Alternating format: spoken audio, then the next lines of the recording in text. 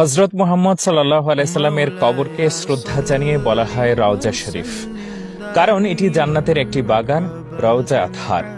মসজিদে নববীর রওজা অংশের উপর স্থাপন করা হয়েছে সবুজ গম্বুজ। সবুজ গম্বুজের ছায়াতলে অবস্থিত রাসূল সাল্লাল্লাহু আলাইহি সাল্লামের রওজা মোবারক। এই গম্বুজের উপরে একটি জানালা দেখা যায়। অনেকেই জানতে চান এই জানালাটি কেন রাখা হয়েছে।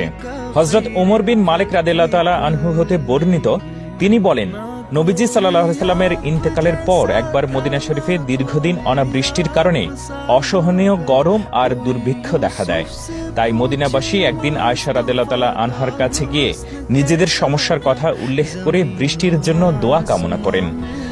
তখন মা আয়েশা রাদিয়াল্লাহু তাআলা আনহা বলেন, হে মদিনাবাসী, তোমরা নবীজির রওজা মোবারকের উপর থেকে খেজুর গাছের ডাল আছে তা সরিয়ে দাও এবং অপেক্ষা করো।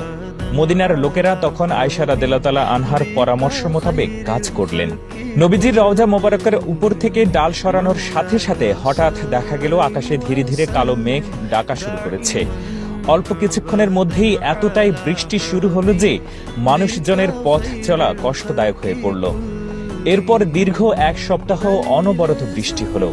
অবিশ্বাস্য হলেও এই বৃষ্টি এক মুহূর্তের জন্য বন্ধ হয়নি, যা মদিনাবাসীর ফসল ফলাদের জন্য পর্যাপ্ত ছিল।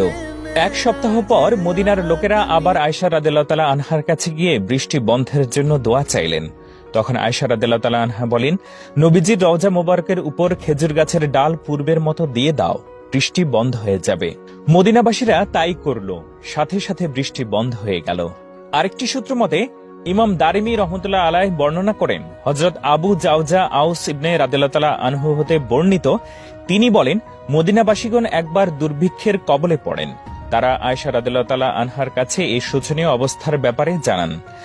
তিনি তাদেরকে মহানবী সাল্লাল্লাহু আলাইহি সাল্লামের রওজা শরীফে গিয়ে এর ছাদে একটি ছিদ্র করতে বলেন এবং রওজা পাক ও আকাশের মাঝে কোনো বাধা না রাখতে নির্দেশ দেন।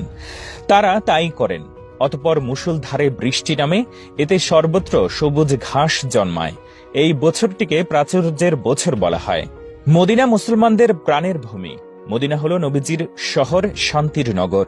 রাসূল করিম সাল্লাল্লাহু আলাইহি সাল্লাম বলেন, যে আমার রওজা জিয়ারত করল তার জন্য আমার শাফায়াত ওয়াজিব হয়ে গেল।